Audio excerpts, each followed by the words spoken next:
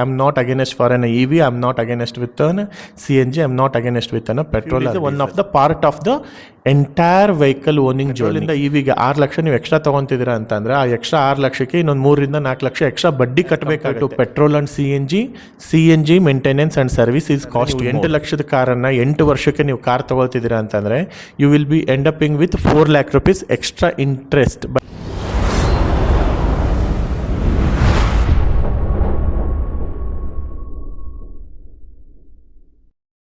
ನಮಸ್ಕಾರ ವೀಕ್ಷಕರೇ, ನಾನು ನಿಮ್ಮ Nagaraj. Welcome back to Nagaraj Patke YouTube channel. So ನೀವು ತಮ್ನಿನಲ್ಲಿ ನೋಡಿರಬಹುದು, ಅದರ ರಿಲೇಟೆಡ್ ಆಗಿ ಇವಾಗಂತೂ ನಿಮಗೆ ಇನ್ಫಾರ್ಮೇಷನ್ನ ಕೊಡುವಂತಹ ಒಂದು ಕಿರು ಪ್ರಯತ್ನ. ರೀಸೆಂಟ್ಲಿ ನಾನು ಕೂಡ ಕಾರ್ ಪರ್ಚೇಸ್ ಮಾಡಿದೆ. ಸೊ ಅವಾಗ ನಾನು ಮಾಡಿರುವಂತಹ ರಿಸರ್ಚಿಂದ ನನಗೆ ಸ್ವಲ್ಪ ವಿಷಯಗಳು ಗೊತ್ತಾಯಿತು. ಆ ವಿಷಯಗಳನ್ನು ನಿಮಗೂ ಕೂಡ ತಿಳಿಸುವಂತಹ ಒಂದು ಕಿರು ಪ್ರಯತ್ನವನ್ನು ಮಾಡಿದ್ರೆ ನಿಮಗೂ ಕೂಡ ಹೆಲ್ಪ್ ಆಗುತ್ತೆ ಅನ್ನೋ ಒಂದು ನನ್ನ ಅಭಿಪ್ರಾಯ. ಹಾಗಾಗಿ ಈ ವಿಡಿಯೋ ಮಾಡ್ತಾಯಿದ್ದೀನಿ. ಸೊ ಇಂಡಿಯಾದಲ್ಲಿ ಅಥವಾ ಲೈಕ್ ಈಗಿನ ಜನ್ರೇಷನಲ್ಲಿ ಏನಾಗಿದೆ ಅಂತ ಅಂದರೆ, ಒಂದು ಮನೆ ಅಂತ ಬಂದಮೇಲೆ ಮನೆಯಲ್ಲಿ fridge, washing machine, laptop, computer, mobile ಹೇಗೆ ಒಂದು ಇಂಪಾರ್ಟೆಂಟ್ ಆಸ್ಪೆಕ್ಟ್ ಆಗುತ್ತೋ ಅದೇ ಥರನೇ ಮನೆಗೊಂದು ಕಾರ್ ಅನ್ನೋದು ಕೂಡ ಅಷ್ಟೇ ಇಂಪಾರ್ಟೆಂಟ್ ಆಗುತ್ತೆ. ನಿಮಗೆ ಡೀಸೆಲ್ ವೆಹಿಕಲ್ ತೊಗೋಬೇಕಾ, ಪೆಟ್ರೋಲ್ ವೆಹಿಕಲ್ ತೊಗೋಬೇಕಾ, CNG ತೊಗೋಬೇಕಾ ಅಥವಾ ಎಲೆಕ್ಟ್ರಿಕ್ ತೊಗೋಬೇಕಾ, ಈ ಥರ ಹಲವಾರು ಕನ್ಫ್ಯೂಷನ್ಸ್ಗಳಿರುತ್ತೆ. ಈ ಎಲ್ಲ ಕನ್ಫ್ಯೂಷನ್ಸ್ಗಳನ್ನು ಕ್ಲಿಯರ್ ಮಾಡುವಂತಹ ಒಂದು ಕಿರು ಪ್ರಯತ್ನ ನಂದು ಇವತ್ತು. ಈ ಪರ್ಟಿಕ್ಯುಲರ್ ವಿಡಿಯೋ ಬಂದುಬಿಟ್ಟು ಫಾರ್ ದ ಫ್ಯಾಮಿಲಿ ಯೂಸೇಜ್ ಮಾತ್ರ ನಾನು ಮಾತಾಡ್ತಾ ಇದ್ದೀನಿ. ಕಮರ್ಷಿಯಲ್ ಯೂಸೇಜ್ಗೆ ನಾನು ಇನ್ನೊಂದು ವಿಡಿಯೋ ಕೂಡ ಮಾಡ್ತೇನೆ. ಕೆಲವೊಂದು ಮಿತ್ಗಳಿದ್ದಾವೆ. ಮಿತ್ಗಳಂತ ಅಂದರೆ, ನೀವಿವಾಗ ಕಾರ್ ತೊಗೋಬೇಕು ಅಂತಂದರೆ ಕೆಲವೊಬ್ಬರನ್ನ ಕೇಳಿದ್ರೆ ಏನು ಅಂದ್ಬಿಡ್ತಾರೆ, ತುಂಬ ಜಾಣ್ರ ಥರ ಬಿಹೇವ್ ಆಗಿಬಿಟ್ಟು, CNG ಗಾಡಿ ತೊಗೋ, ಇಲ್ಲಾಂದರೆ EV ಗಾಡಿ ತೊಗೋ, ಒಳ್ಳೇದಾಗತ್ತೆ. CNG ತೊಗೊಂಡ್ರೆ ಪೆಟ್ರೋಲ್ ಕಡಿಮೆ ಹಿಡಿಯುತ್ತೆ, ಮೈಲೇಜ್ ಜಾಸ್ತಿ ಸಿಗುತ್ತೆ. EV ತೊಗೊಂಬಿಡಪ್ಪ, ಪೆಟ್ರೋಲ್ ಹಾಕೋ ಚಿಂತೆನೇ ಇರಲ್ಲ ಅಂತ ಅಂತಾರೆ. ಬಟ್ ಆದರೆ ಇದು ಎಲ್ಲದು ನೀವು ಯಾವ ವೆಹಿಕಲ್ ತೊಗೊತೀರ ಅನ್ನೋದ್ರ ಮೇಲಲ್ಲ, ನಿಮ್ಮ ಯೂಸೇಜ್ ಏನಿದೆ ಅದರ ಮೇಲೆ ನೀವು ಯಾವ ವೆಹಿಕಲ್ನ ತೊಗೋಬೇಕು ಅನ್ನೋದು ಇಂಪಾರ್ಟೆಂಟ್ ಆಗುತ್ತೆ. ಸೊ ಅದು ಯಾವ ಥರ ಅಂತ ಹೇಳ್ತೀನಿ. ಫಾರ್ ಎಕ್ಸಾಂಪಲ್, ಸಾಮಾನ್ಯ ತಪ್ಪು ಕಲ್ಪನೆಗಳು ಏನೇನು ಅಂತಂದರೆ, CNG ಅಗ್ಗ ಆಗಿರೋದ್ರಿಂದ CNG ಯಾವಾಗಲೂ ಉತ್ತಮ ಅಂತ ನಿಮಗೆ ಹೇಳ್ತಾರೆ. ಆಮೇಲೆ EVಗೆ ಪೆಟ್ರೋಲ್ ಬೇಡ, ಆದ್ದರಿಂದ EV ಯಾವಾಗಲೂ ಒಳ್ಳೆಯದು ಅಂತ ಹೇಳ್ತಾರೆ. ಬಟ್ ಅದಕ್ಕೆ ಆಗುವಂತಹ ಇನ್ವೆಸ್ಟ್ಮೆಂಟ್ ಏನು, ರಿಟರ್ನ್ ಏನು, ಯೂಸೇಜ್ ಏನು, ಡಿಪ್ರಿಸಿಯೇಷನ್ ಏನು, ಇದನ್ನೆಲ್ಲದು ನಾವು ಕ್ಯಾಲ್ಕುಲೇಟ್ ಮಾಡಿದಾಗ ನಿಮ್ಮ ಫ್ಯಾಮಿಲಿಗೆ ಯಾವ ಪರ್ಟಿಕ್ಯುಲರ್ ವೆಹಿಕಲ್ ಇಂಪಾರ್ಟೆಂಟ್ ಆಗುತ್ತೆ, ಯಾವ ಪರ್ಟಿಕ್ಯುಲರ್ ಸೆಗ್ಮೆಂಟನ್ನು ನೀವು ಪರ್ಚೇಸ್ ಮಾಡಬೇಕು ಅನ್ನೋದು ಈ ವಿಡಿಯೋದಲ್ಲಿ ನೀವು ತಿಳ್ಕೊತೀರಾ. ಮೊದಲನೇದಾಗಿ ನಿಮ್ಮ ಮಂತ್ಲಿ ಯೂಸೇಜ್ ಏನಿದೆ ಅನ್ನೋದು ಕೂಡ ತಿಳ್ಕೊಳ್ಳೋದು ತುಂಬಾ ಇಂಪಾರ್ಟೆಂಟ್. ಕೆಲವೊಬ್ಬರಿಗೆ ಕಾರಿನ ಅವಶ್ಯಕತೆ ಇರುತ್ತೆ, ಬಟ್ ಆದರೆ ಅನಿವಾರ್ಯ ಇರಲ್ಲ. ಅಂದರೆ ನಾನು ಒಂದು ಮನುಷ್ಯ, ನಂದು ಒಂದು ಫ್ಯಾಮಿಲಿ ಇದೆ, ನಮ್ಮ ಮನೇಲಿ ಒಂದು ಕಾರ್ ಇಟ್ಕೋಬೇಕು ಅಂತ ಅಂದ್ಕೊಂಡು ನೀವು ಆ ಕಾರನ್ನು ರೆಗ್ಯುಲರಾಗಿ ಯೂಸೇಜ್ ಮಾಡದೇ ಇದ್ದರೆ, ಜಸ್ಟ್ ನನ್ನ ಮನೆ ಮುಂದೆ ಒಂದು ಕಾರ್ ನಿಂತಿರಲಿ, ಎಮರ್ಜೆನ್ಸಿ ಟೈಮಲ್ಲಿ ನಾನು ಯೂಸ್ ಮಾಡ್ತೀನಿ, ಮಂತ್ಲಿ ಯೂಸೇಜ್ ನಂದು ಅಬ್ಬಬ್ಬ ಅಂದರೆ 1,000 ಒಳಗಡೆ ಇದೆ ಅನ್ನೋದಾದರೆ ನೀವು ಪೆಟ್ರೋಲ್ ವೆಹಿಕಲ್ ತೊಗೋಬೇಕು. ಏನಕ್ಕೆ ಪೆಟ್ರೋಲ್ ವೆಹಿಕಲ್ ತೊಗೋಬೇಕು ಅಂತ ಅಂದರೆ, ನಿಮ್ಮ ಒಂದು ಯೂಸೇಜ್ ಕಡಿಮೆ ಇರುತ್ತೆ. ಸೊ ನೀವು ಎಲೆಕ್ಟ್ರಿಕ್ ವೆಹಿಕಲ್ ತೊಗೊಂಡ್ರಿ ಅಂತ ಅಂದರೆ ಬ್ಯಾಟ್ರಿ ಡ್ರೈ ಆಗೋ ಚಾನ್ಸಸ್ ಇರುತ್ತೆ. CNG ತೊಗೊಂಡ್ರಿ ಅಂತ ಅಂದರೆ ನಿಮ್ಮದು ಮೇಂಟೆನೆನ್ಸ್ ಕಾಸ್ಟ್ ಜಾಸ್ತಿ ಆಗುತ್ತೆ, ಪರ್ಚೇಸ್ ಕಾಸ್ಟ್ ಜಾಸ್ತಿ ಆಗುತ್ತೆ. ಅದೆರಡನ್ನು ಕಂಪೇರ್ ಮಾಡಿದ್ರೆ ನೀವು ಪೆಟ್ರೋಲ್ ವೆಹಿಕಲ್ ತೊಗೊಳ್ಳೋದು ತುಂಬಾ ಅಗತ್ಯ. ಸೊ ಇದಕ್ಕೆ ನಾನೊಂದು ಪಾಯಿಂಟ್ಸ್ಗಳನ್ನು ಮಾಡಿದ್ದೀನಿ. ಮೊದಲನೇದೇನೆಂದರೆ, ತಿಂಗಳಿಗೆ ಎಷ್ಟು ಕಿಲೋಮೀಟರ್ ಓಡಿಸ್ತೀರಿ ಅನ್ನೋ ಒಂದು ಜಸ್ಟಿಫಿಕೇಷನ್ ನೀವು ತೊಗೋಬೇಕು. ಎರಡನೇದು, ಸಿಟಿ ಜಾಸ್ತಿ ಅಥವಾ ಹಾಲಿಡೇ ಜಾಸ್ತಿ. ನೀವು ಸಿಟಿನಲ್ಲಿ ಓಡಿಸ್ತೀರಾ ಅಥವಾ ಹೈವೇದಲ್ಲಿ ಓಡಿಸ್ತೀರಾ ಅಥವಾ ಹಾಲಿಡೇಸಲ್ಲಿ ಮಾತ್ರ ಓಡಿಸ್ತೀರಾ ಅಥವಾ ವೀಕೆಂಡಲ್ಲಿ ಮಾತ್ರ ಓಡಿಸ್ತೀರಾ ಅನ್ನೋ ಕ್ಯಾಲ್ಕುಲೇಷನ್ ನೀವು ತೊಗೊಳ್ಳಿ. ನೆಕ್ಸ್ಟು, ಮನೆಯಲ್ಲಿ ನಿಮಗೆ ಚಾರ್ಜ್ ಮಾಡಲಿಕ್ಕೆ ಅವೈಲಬಿಲಿಟಿ ಇದೆನಾ ಇಲ್ವಾ ಅಥವಾ ಹೊರಗಡೆನೇ ಚಾರ್ಜ್ ಮಾಡಬೇಕಾ, ಇದು ಕೂಡ ಚಾಲೆಂಜಸ್. ನೀವು CNG ತೊಗೊಂಡ್ರೆ 1 ಗಂಟೆ ನೀವು ವೇಟ್ ಮಾಡಬೇಕಾಗತ್ತೆ, ಅದು ಕೂಡ ನಿಮಗೆ ರಿಲೇಬಲ್ ಇದೆನಾ ಇಲ್ವಾ ಅನ್ನೋದು ಕೂಡ ನೀವು ವಿಚಾರ ಮಾಡಬೇಕಾಗತ್ತೆ. ಸೊ ಮಂತ್ಲಿ ನೀವು ಒಂದ್ಸಲ ಅಥವಾ ವೀಕ್ಲಿ ಒನ್ಸ್ ನೀವು ಗಾಡಿ ತೆಗಿಯೋರಿಗೆ CNG ಮತ್ತು EV ವರ್ಕೌಟ್ ಆಗಲ್ಲ. ಅದಕ್ಕೆ ಸುಮ್ಮನೆ ನೀವು ಜಾಸ್ತಿ ಅಮೌಂಟ್ ಕೊಡಬೇಕಾಗತ್ತೆ. ಎರಡನೇದು, ಇದಕ್ಕೆ ನಾನು ಸಜೆಸ್ಟ್ ಮಾಡೋದೇನಂತಂದರೆ, 500ರಿಂದ 1000 ಕಿಲೋಮೀಟರ್ ನಿಮ್ಮದು ಪರ್ ಮಂತ್ ರನ್ನಿಂಗ್ ಇದು ಅಂತ ಅಂದರೆ ನೀವು ಪೆಟ್ರೋಲ್ ವೆಹಿಕಲ್ ತೊಗೊಳ್ಳೋದು ತುಂಬಾ ಇಂಪಾರ್ಟೆಂಟ್ ಆಗುತ್ತೆ. ಏನಕ್ಕಂತಂದರೆ ಆರಂಭಿಕ ಖರೀದಿ ವೆಚ್ಚ ತುಂಬ ಕಡಿಮೆ ಇರುತ್ತೆ. ಫಾರ್ ಎಕ್ಸಾಂಪಲ್, ಇವಾಗ ನಾನೊಂದು ಸ್ವಿಫ್ಟ್ ವೆಹಿಕಲ್ದೇ ನಾನು ನಿಮಗೆ ಕಂಪ್ಯಾರಿಸನ್ ಕೊಡಬೇಕು ಅಂತ ಅಂದರೆ, ನಿಮಗೆ ಮಿಡ್ ವೇರಿಯಂಟು ಪೆಟ್ರೋಲ್ ವೆಹಿಕಲ್ಲು ಒಂದು 8 ಲಕ್ಷಕ್ಕೆ ಸಿಕ್ಬಿಡುತ್ತೆ. ಅದೇ ಮಿಡ್ ವೇರಿಯಂಟು CNG ಗಾಡಿ ಆದರೆ ನಿಮ್ಗೆ ಇನ್ನೂ ಜಾಸ್ತಿ ಆಗುತ್ತೆ, ಒಂದು 2 ಲಕ್ಷ ಜಾಸ್ತಿ ಆಗುತ್ತೆ. ಅದೇ ಮಾಡೆಲೇ ನೀವು EV ತೊಗೋಬೇಕು ಅಂತಂದರೆ ನಿಮ್ಗೆ 15ರಿಂದ 16 ಲಕ್ಷ ಆಗುತ್ತೆ, 1 to ಡಬಲ್ ಆಗುತ್ತೆ. ಸೊ ಈ ಪ್ರಾಸ್ಪೆಕ್ಟಲ್ಲಿ ನೀವು ನೋಡೋದಾದರೆ ನೀವು ಪೆಟ್ರೋಲ್ ವೆಹಿಕಲ್ ತೊಗೊಳ್ಳೋದು ತುಂಬಾ ಇಂಪಾರ್ಟೆಂಟ್. ಅದರಲ್ಲಿ ಏನಂತಂದರೆ ನಿಮ್ಮ ಕಾಸ್ಟು ಸೇವ್ ಆಗುತ್ತೆ. ಎರಡನೇದು, ಚಾರ್ಜಿಂಗ್ ಮಾಡೋದಾಗಲಿ ಅಥವಾ CNGಗೆ ಕ್ಯೂ ನಿಂತ್ಕೊಳ್ಳೋದಾಗಲಿ ಅವಶ್ಯಕತೆ ಇರಲ್ಲ. ನಿಮ್ಮದು ಯೂಸೇಜ್ ಕಡಿಮೆನೇ, ಜಸ್ಟ್ ನಿಮಗೇನು ಎಮರ್ಜೆನ್ಸಿ ಪರ್ಪಸ್ಸಿಗೆ ನಿಮಗೆ ವೆಹಿಕಲ್ ಬೇಕು, ಆ ವೆಹಿಕಲ್ಗೋಸ್ಕರ ನೀವು ಮನೆ ಮುಂದೆ ವೆಹಿಕಲ್ ನಿಲ್ಲಿಸ್ಕೊಂಡಿರಬೇಕು. ನಿಮ್ಮ ಯೂಸೇಜ್ ಒಂದು 1000 ಕಿಲೋಮೀಟರ್ಸ್ಗಿಂತ ಕೆಳಗಡೆ ಇತ್ತಂದರೆ ದಯವಿಟ್ಟು ನೀವು ಪೆಟ್ರೋಲ್ ವೆಹಿಕಲ್ಗೆ ಹೋಗಿ. ಇದರಿಂದ ನಿಮಗೆ ಡೌನ್ ಪೇಮೆಂಟ್ ಅಥವಾ EMI ಅಮೌಂಟಲ್ಲಿ ನಿಯರ್ಲಿ 1 ರಿಂದ 1.5 ಲಕ್ಷ ರೂಪಾಯಿ ನಿಮಗೆ ಸೇವ್ ಆಗುತ್ತೆ. ಎರಡನೇದು, ನಿಮ್ಮ ಯೂಸೇಜ್ ನಿಯರ್ಲಿ 1,000ದಿಂದ 2,000 ಕಿಲೋಮೀಟರ್ ಪರ್ ಮಂತ್ ಇದೆ ಅಂದರೆ ಈ ಮೂಮೆಂಟಲ್ಲಿ ಮಾತ್ರ ನೀವೇನು ಮಾಡಬೇಕು, CNG ವೆಹಿಕಲ್ಲಿಗೆ ಹೋಗಿ. ನೀವು ಪೆಟ್ರೋಲ್ಗೂ ಮತ್ತು CNGಗೂ ಕಂಪೇರ್ ಮಾಡಿದರೆ ಪೆಟ್ರೋಲಲ್ಲಿ ನಿಮಗೆ ಪಿಕಪ್ ಸಿಗುತ್ತೆ, ಪರ್ಫಾರ್ಮೆನ್ಸ್ ಇರುತ್ತೆ. ಬಟ್ CNGನಲ್ಲಿ ನಿಮಗೆ ಪಿಕಪ್ ಮತ್ತು ಪರ್ಫಾರ್ಮೆನ್ಸ್ ಇರಲ್ಲ. It's just an a vehicle with moving asset, that's it. And maintenance is also very high as compare to petrol. ಈ ಸಂದರ್ಭದಲ್ಲಿ ನಿಮಗೆ ಏನಾಗುತ್ತೆ ಅಂದರೆ ಹೆಚ್ಚು ಕಡಿಮೆ ನಿಮಗೆ 5 ವರ್ಷದ ಮೇಲೆ ನೀವು CNG ವೆಹಿಕಲ್ನ ಯೂಸ್ ಮಾಡ್ತೀರಾ ಅಂತಂದರೆ ಮತ್ತೆ ನಿಮಗೆ ಮೇಂಟೆನೆನ್ಸ್ ಕಾಸ್ಟ್ ಕೂಡ ಆ್ಯಡ್ ಆಗುತ್ತೆ. ಈ ಕಂಪ್ಯಾರಿಸನ್ ನಾನು ಮಾಡಿದ್ಮೇಲೆ ಸೊ ನಾನು ನಿಮಗೆ ಪ್ರಿಫರ್ ಮಾಡೋದೇನಂತಂದರೆ better you go head with an a petrol rather than the CNG ಯಾರಿಗೆ ಯೂಸ್ ಆಗುತ್ತೆ ಅಂತಂದರೆ ಕಮರ್ಷಿಯಲ್ ಪರ್ಪಸ್. ಮಂತ್ಲಿ ನೀವು 3,000ಕ್ಕಿಂತ ಜಾಸ್ತಿ ಕಿಲೋಮೀಟರ್ನ ನೀವು ಓಡಿಸ್ತೀರಾ ಅನ್ನೋ ಒಂದು ಕಾನ್ಸೆಪ್ಟ್ ಇತ್ತು ಅಂದರೆ ಕಮರ್ಷಿಯಲ್ ಪರ್ಪಸ್, ಅಥವಾ ಪರ್ಸ್ನಲ್ ಯೂಸೇಜೇ ನೀವು ಒಂದು 3 ರಿಂದ 3,500 ಕಿಲೋಮೀಟರ್ ನೀವು ರನ್ ಮಾಡ್ತೀರಾ ಅನ್ನೋ ಕಾನ್ಸೆಪ್ಟ್ ಇತ್ತು ಅಂದರೆ ನೀವು CNGಗೆ ಹೋಗ್ಬೋದು. If you want to execute a high performance, you have to go ahead with a petrol only. Next ಬರೋದು, ನಿಮ್ಮ 3,000ಕ್ಕಿಂತ ಜಾಸ್ತಿ ಕಿಲೋಮೀಟರ್ ನೀವು ಯೂಸೇಜ್ ಇದೆ, ಬಟ್ ಪೆಟ್ರೋಲ್ ಕೂಡ ಕಾಸ್ಟ್ಲಿ ಆಗುತ್ತೆ, CNGನೂ ಕಾಸ್ಟ್ಲಿ ಆಗುತ್ತೆ. ನಾನು ರೆಗ್ಯುಲರಾಗಿ ನಾನು ಇದನ್ನು ಯೂಸ್ ಮಾಡ್ತೀನಿ ಅನ್ನೋ ಕಾನ್ಸೆಪ್ಟ್ ಇತ್ತು ಅಂದರೆ ನಾನು ಜಾಸ್ತಿ ಸಿಟಿ ಒಳಗಡೆ ನಾನು ಗಾಡಿ ಓಡಿಸ್ತೀನಿ, ನಂದು ಲಾಂಗ್ ಟರ್ಮ್ ಡಿಸ್ಟೆನ್ಸನ್ನು ನಾನು ಕವರ್ ಮಾಡಲ್ಲ, ಶಾರ್ಟ್ ಟರ್ಮ್ ಡಿಸ್ಟೆನ್ಸ್ ಮಾತ್ರನೇ ನಾನು ಕವರ್ ಮಾಡ್ತೀನಿ ಅನ್ನೋ ವಿಚಾರವಾಗಿದ್ದರೆ ನೀವು EVಗೆ ಹೋಗ್ಬೋದು. ಬಟ್ ನನ್ನ ಪರ್ಸ್ನಲ್ ಸಜೆಷನ್ ನೀವು ಕೇಳಿದ್ರೆ ಗೌರ್ಮೆಂಟ್ ಎಲ್ಲ EVಗೆ ಹೋಗಿ ಅಂತ ಹೇಳ್ತಾ ಇದ್ದಾರೆ. ಬಟ್ ಇಲ್ಲಿ ಪ್ರಾಬ್ಲಮ್ ಏನಿದೆ ಅಂತಂದರೆ ನಂಬರ್ ಆಫ್ ಚಾರ್ಜಿಂಗ್ ಸ್ಟೇಷನ್ಸು ತುಂಬಾ ಲಿಮಿಟೆಡ್ ಇದೆ ಇಂಡಿಯಾದಲ್ಲಿ. ಅದು ಮೊದಲನೇ ಗ್ಲಿಚ್. ಎರಡನೇದು, ಇಂಡಿಯಾ ಇವಾಗ ತಾನೇ ಬೆಳವಣಿಗೆ ಆಗ್ತಾ ಇರುವಂತಹ ದೇಶ. ಇಲ್ಲಿ 8 ಲಕ್ಷ ರೂಪಾಯಿ ಸೇವ್ ಮಾಡಿ ಒಂದು ಕಾರ್ ತಗೊಳ್ಳೋದು ಒಬ್ಬ ಮನುಷ್ಯನ ಲೈಫ್ ಟೈಮ್ ಆ್ಯಂಬಿಷನ್ ಆಗಿರುತ್ತೆ.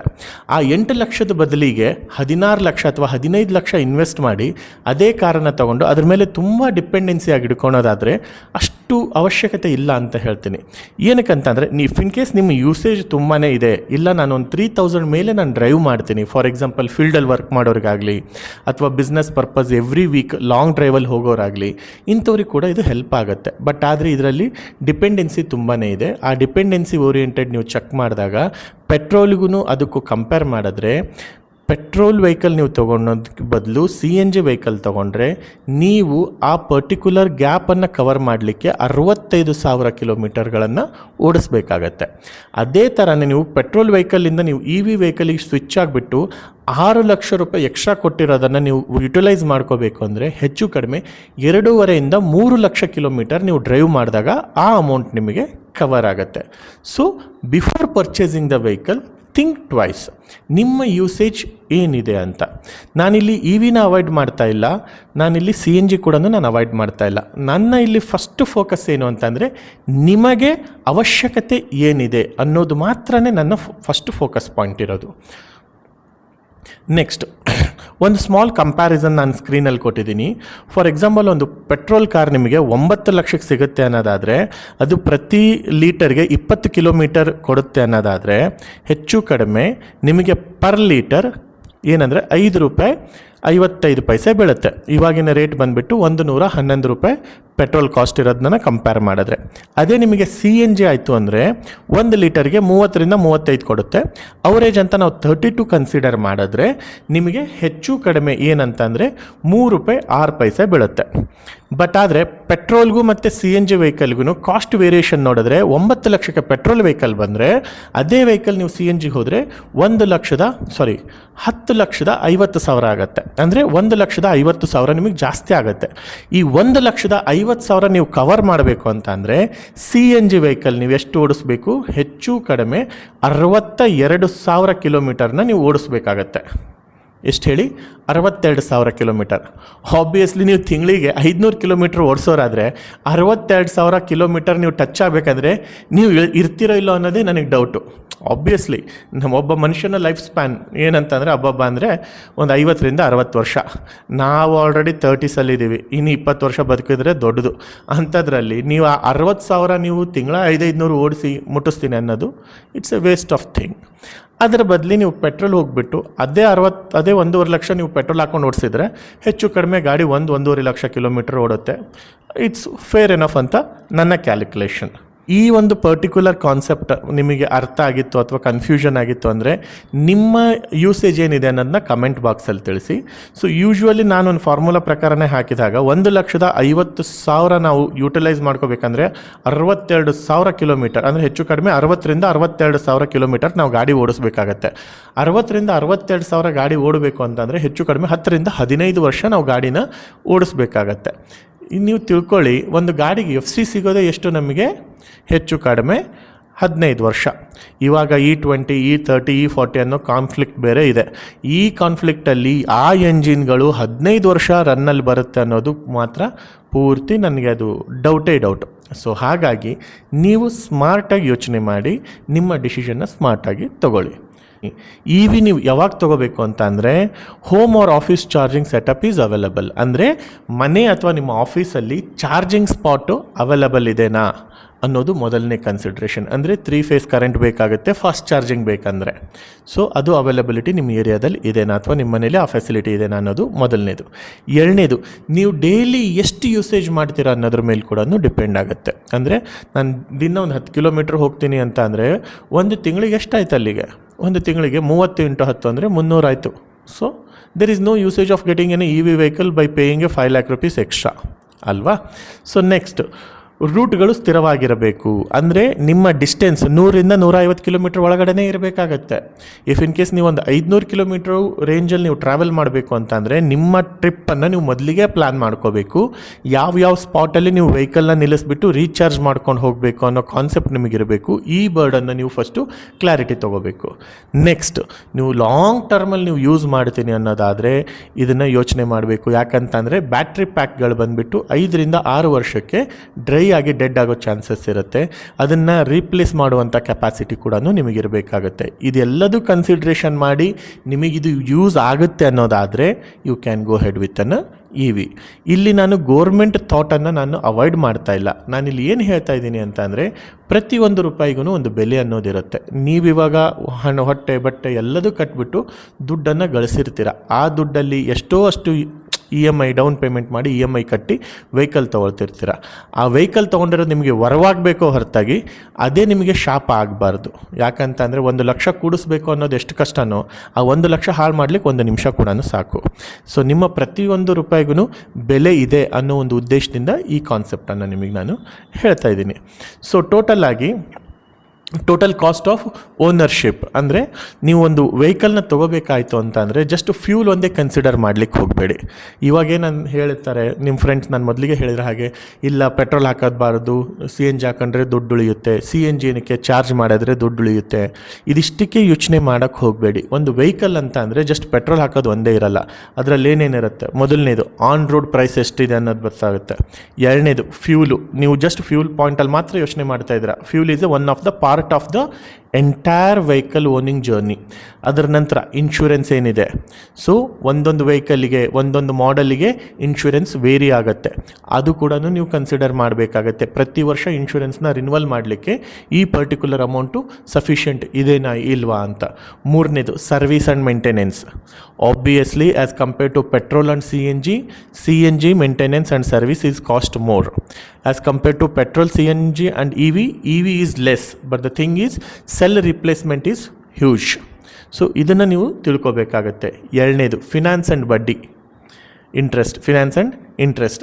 ಫಿನಾನ್ಸ್ ಆ್ಯಂಡ್ ಇಂಟ್ರೆಸ್ಟ್ ಅಂತಂದರೆ ನೀವು 8 ಲಕ್ಷದ ಕಾರನ್ನು 8 ವರ್ಷಕ್ಕೆ ನೀವು ಕಾರ್ ತೊಗೊಳ್ತಿದ್ದೀರಾ ಅಂತಂದರೆ you will be paying 4 lakh rupees as an extra interest. ಅದು ಕೂಡ ನೀವು ನೆನಪಲ್ಲಿ ಇಟ್ಕೊಳ್ಳಿ. ಸೊ 6 ಲಕ್ಷ ನೀವು ಎಕ್ಸ್ಟ್ರಾ ಕಟ್ತಿದ್ದೀರಾ, ಅಥವಾ ಇ ವಿ ವೆಹಿಕಲ್ಗೆ ಹೋಗ್ತೀನಿ ನಾನು ಅಂತ ಅಂದರೆ, ಸೊ ಪೆಟ್ರೋಲಿಂದ ಇ ವಿಗೆ 6 ಲಕ್ಷ ನೀವು ಎಕ್ಸ್ಟ್ರಾ ತೊಗೊತಿದ್ದೀರಾ ಅಂತಂದರೆ ಆ ಎಕ್ಸ್ಟ್ರಾ 6 ಲಕ್ಷಕ್ಕೆ ಇನ್ನೊಂದು 3-4 ಲಕ್ಷ ಎಕ್ಸ್ಟ್ರಾ ಬಡ್ಡಿ ಕಟ್ಟಬೇಕಾಗತ್ತೆ. ಅದು ಕೂಡ ನೀವು ವಿಚಾರ ಮಾಡಬೇಕು. ಬ್ಲೈಂಡ್ ಆಗಿ ಇದನ್ನು ಮಾಡೋಕ್ಕೆ ಹೋಗಬೇಡಿ. Most of the popular thing ಅಂತ ಅಂದರೆ ರೀಸೇಲ್ ವ್ಯಾಲ್ಯೂ. ನೀವು ಒಂದು ಕಾರ್ ತೊಗೊಂಡ್ಮೇಲೆ ಜೀವನ ಪೂರ್ತಿ ಅದೇ ಕಾರ್ನೇ ಓಡಿಸಲ್ಲ, ಅಪ್ಗ್ರೇಡ್ ಆಗಬೇಕು ಅನ್ನೋ ಇಷ್ಟ ಬರುತ್ತೆ. 10 ವರ್ಷನ 5 ವರ್ಷ ಆದಮೇಲೆ ಗಾಡಿ ಚೇಂಜ್ ಮಾಡಬೇಕು ಅನ್ನೋ ಕಾನ್ಸೆಪ್ಟ್ ಬರುತ್ತೆ. ಆವಾಗ ಈ ನಿಮ್ಮ ಪರ್ಟಿಕ್ಯುಲರ್ ವೆಹಿಕಲ್ಗೆ ಎಷ್ಟು ವ್ಯಾಲ್ಯೂ ಬರುತ್ತೆ ಅನ್ನೋದು ಕೂಡ ಒಂದು ಮೇಜರ್ ಕಾನ್ಸೆಪ್ಟ್ ಆಗುತ್ತೆ. ಅದು ಕೂಡ ನೀವು ತಲೆಯಲ್ಲಿ ಇಟ್ಕೋಬೇಕು. Next, charging or refuelling efficiency. ಅಂದರೆ ಇದು ಕನ್ವೀನಿಯೆಂಟ್ ಏನಿದೆ, ನೀವು ಚಾರ್ಜ್ ಮಾಡ್ಲಿಕ್ಕೆ ಕನ್ವೀನಿಯೆಂಟ್ ಇದೆನಾ, ರೀಫ್ಯೂಲ್ ಮಾಡ್ಲಿಕ್ಕೆ ಕನ್ವೀನಿಯೆಂಟ್ ಇದೆನಾ, ಹೇಗೆ ಅಂತ. ಇವಾಗ ಪೆಟ್ರೋಲ್ ಆದರೆ ನೀವು ಫಟಾಫಟ್ ಹೋಗಿ 5 ನಿಮಿಷದಲ್ಲಿ ಹಾಕ್ಕೊಂಡು ಬಂದುಬಿಡ್ಬೋದು. ಅದೇ ನೀವು CNG ಆಯಿತು ಅಂದರೆ ಮಿನಿಮಮ್ ಒಂದು ಅರ್ಧ ತಾಸು ನಿಂತ್ಕೋಬೇಕು. ಅದೇ ನೀವು EV ಆಯಿತು ಅಂತ ಅಂದರೆ ಮಿನಿಮಮ್ 1.5-2 hours ನೀನು ನಿಂತ್ಕೋಬೋದು. ಈಗಿನ ಬ್ಯುಸಿ ಶೆಡ್ಯೂಲಲ್ಲಿ time is very precious for us. ಈ ಪ್ರೀಷಿಯಸ್ಸಲ್ಲಿ ಲೈಕ್ CNG ಆ್ಯಂಡ್ EV ನಮಗೆ ಮೋರ್ ಕಂಪ್ಯಾಕ್ಟಬಿಲಿಟಿ ಯಾವಾಗ ಆಗುತ್ತೆ ಅಂತಂದರೆ, ನಂಬರ್ ಆಫ್ ಚಾರ್ಜಿಂಗ್ ಸ್ಟೇಷನ್ಸ್ ಜಾಸ್ತಿ ಆದಾಗ, number of CNG stations refilling stations ಜಾಸ್ತಿ ಆದಾಗ ಅದು ರಿಲೇಬಲ್ ಆಗುತ್ತೆ. ಬಟ್ ಇವಾಗ ನಮ್ಮ ಯೂಸೇಜ್ ಕಡಿಮೆ ಇದ್ದಾಗ we have to think for an petrol only ಅನ್ನೋದು ನನ್ನ ಒಂದು ಕಾನ್ಸೆಪ್ಟು. ಸೊ ನಿಮಗೆ ಒಂದು ಕ್ವಿಕ್ ಡಿಸಿಷನ್ಸ್ ನಿಮಗೆ ಹೇಳೋದಾದರೆ, 500-1000 ಕಿಲೋಮೀಟರ್ ನಿಮ್ಮದು ಮಂತ್ಲಿ ಯೂಸೇಜ್ ಇತ್ತು ಅಂತಂದರೆ ಪೆಟ್ರೋಲಿಗೆ ಹೋಗಿ. ಎರಡನೇದು 1000-2000ಗೆ ಹೋಗೋದಾದರೆ ನೀವು CNG ಅಥವಾ ಆಲ್ಟರ್ನೇಟ್ ಫ್ಯೂಲಿಗೆ ಹೋಗಿ. ಅಥವಾ ಇಲ್ಲ ನಂದು 2,500-3,000 ಮೇಲೆ ನಂದು ಡೈಲಿ ಯೂಸೇಜ್ ಇದೆ, ಮಂತ್ಲಿ ಯೂಸೇಜ್ ಇದೆ ಅನ್ನೋದಾದರೆ you can go head with an CNG or EVಗೆ ಹೋಗಿ. ಇದೊಂದು ಸ್ಲೈಡ್ ನಾನು ಏನಕ್ಕೆ ಹಾಕಿದ್ದೀನಿ ಅಂತಂದರೆ, ನೀವು ಕಾರನ್ನು ನಿಮ್ಮ ಫ್ಯಾಮ್ಲಿಗೋಸ್ಕರನೇ ತೊಗೊಳ್ಳೋದಾಗಿತ್ತು ಅಂತಂದರೆ ಇದನ್ನು ಫಸ್ಟ್ ಕೇಳಿ. ನೀವು ವೀಕೆಂಡ್ ಟ್ರಿಪ್, ಸ್ಕೂಲ್ ಮತ್ತು ಮಾಲ್ಗಳಿಗೆ ಸುತ್ತಾಡ್ಲಿಕ್ಕೆ ಮಾತ್ರ ವೆಹಿಕಲ್ ತೊಗೋತಿದ್ದೀರಾ ಅಂದರೆ ನಿಮಗೆ CNG ಮತ್ತು EV ಅವಶ್ಯಕತೆ ಇಲ್ಲ. 1 ವರ್ಷಕ್ಕೆ ನೀವು ಹೆಚ್ಚು ಕಡಿಮೆ 10,000 ಕಿಲೋಮೀಟರ್ಗಿಂತ ಕಡಿಮೆ ಯೂಸೇಜ್ ಮಾಡ್ತೀರಾ ಅಂತಂದರೆ CNG ಮತ್ತು EVಯ ಅವಶ್ಯಕತೆ ನಿಮಗಿಲ್ಲ. ನೆಕ್ಸ್ಟ್, ನಿಮಗೆ CNG ಮತ್ತು EVಗೆ ಜಾಸ್ತಿ ದುಡ್ಡು ಕೊಡಬೇಕು. ಈ ಜಾಸ್ತಿ ದುಡ್ಡು ಕೊಡೋದು ನಿಮ್ಮ ಓವರಾಲ್ ಇನ್ಕಮಲ್ಲಿ ಮ್ಯಾನೇಜಬಲ್ ಇದೆ ಅನ್ನೋದಾದರೆ you can go ahead, or else you can go head with an petrol variant. So most of the people will ask me, should I go ahead with a top end model or base model or mid variant anta. So ನೀವು family ಯೂಸೇಜ್ಗೆ ಹೋಗ್ತಿದ್ದೀರಾ ಅನ್ನೋದಾದರೆ I prefer go for an mid variant. The reason behind mid ವೇರಿಯಂಟಲ್ಲಿ safety features ಎಲ್ಲದೂ ಸಿಗುತ್ತೆ, but entertainment related ಆದಂತಹ ಥಿಂಗ್ಸ್ಗಳು ನಿಮಗೆ ಸಿಗಲ್ಲ. ಬೇಸಲ್ಲಿ ಅದು ಯಾವುದೂ ಇರಲ್ಲ. My preference you can go head with an middle variant. Top ಎಂಡಿಗೆ ಹೋಗಿಬಿಟ್ಟು ಜಾಸ್ತಿ ಪೇ ಮಾಡೋದಕ್ಕಿಂತನೂ, ಲೋ ಎಂಡಿಗೆ ಹೋಗಿಬಿಟ್ಟು ಫೀಚರ್ಸ್ನ ಎನ್ಹ್ಯಾನ್ಸ್ ಮಾಡದೇ ಇರೋದಕ್ಕಿಂತನೂ ಮಿಡ್ ವೇರಿಯಂಟಲ್ಲಿ ಬೇಸಿಕ್ ಥಿಂಗ್ಸ್ನ ನೀವು ತೊಗೊಳ್ಳೋದು ಒಳ್ಳೆಯದು. ನನ್ನ ಪರ್ಸ್ನಲ್ ರಿಸರ್ಚನ್ನು ಕಂಡುಹಿಡಿದಾಗ ನನಗೆ ಒಂದು ಐಡೆಂಟಿಫೈ ಮಾಡಿರೋದೇನಂತಂದರೆ, ಮೇನ್ ಓವರಾಲ್ ನಾನು ನೋಡಿದಾಗ ಒಂದು ಟಾಪ್ ಎಂಡಲ್ಲಿ ಮತ್ತು ಮಿಡ್ ವೇರಿಯಂಟಲ್ಲಿ ಇಲ್ಲದೇ ಇರುವಂಥ ಆಪ್ಷನ್ಸ್ ಅಂದರೆ, ಒಂದು ADAS ಇರಲ್ಲ, ಎರಡನೇದು ಮ್ಯಾಗ್ವೀಲ್ ಇರಲ್ಲ, ಮೂರನೇದು ಸನ್ರೂಫ್ ಇರಲ್ಲ. ADAS is one of the good aspect, but ಇಂಡಿಯಾದಲ್ಲಿ almost all drivers are very good. So ADASದು ರಿಕ್ವೈರ್ಮೆಂಟ್ ಅಷ್ಟೊಂದು ಯೂಸ್ ಆಗಲ್ಲ ಅಂತ ಯೂಸ್ ಆಗುತ್ತೆ, ಬಟ್ ಅಷ್ಟು ಫ್ರೀಕ್ವೆಂಟಾಗಿ ಯೂಸ್ ಆಗಲ್ಲ ಅನ್ನೋದು ನನ್ನ ಅಭಿಪ್ರಾಯ. ಎರಡನೇದು ಬಂದುಬಿಟ್ಟು mag wheel. Obviously it's just for an road appearance and heat ಕನ್ಸೂಮ್ಷನ್ನು. ನಿಮ್ಮ ಯೂಸೇಜ್ ಕಡಿಮೆ ಇತ್ತು ಅಂತಂದರೆ ಮ್ಯಾಗ್ವೀಲ್ ಅವಶ್ಯಕತೆ ಬರಲ್ಲ. ನೆಕ್ಸ್ಟ್ ಸನ್ರೂಫ್ ಎಷ್ಟು ಅವಾಯ್ಡ್ ಮಾಡೋದು ಒಳ್ಳೆಯದು ಅಂತಂದರೆ, ಸನ್ರೂಫಿಂದ ಸೇಫ್ಟಿಗೆ ಕನ್ಸರ್ನಿಗೆ ತುಂಬಾ ಪ್ರಾಬ್ಲಮ್ ಇದೆ. ಐ ಫೀಲ್ ಸನ್ರೂಫ್ನ ಅವಾಯ್ಡ್ ಮಾಡಿ. I have a desire to go ahead with a sunroof ಅನ್ನೋದಾದರೆ you can go ahead with a top end model. It's entirely optional. The final thing which I just want to convey you, don't buy a fuel type.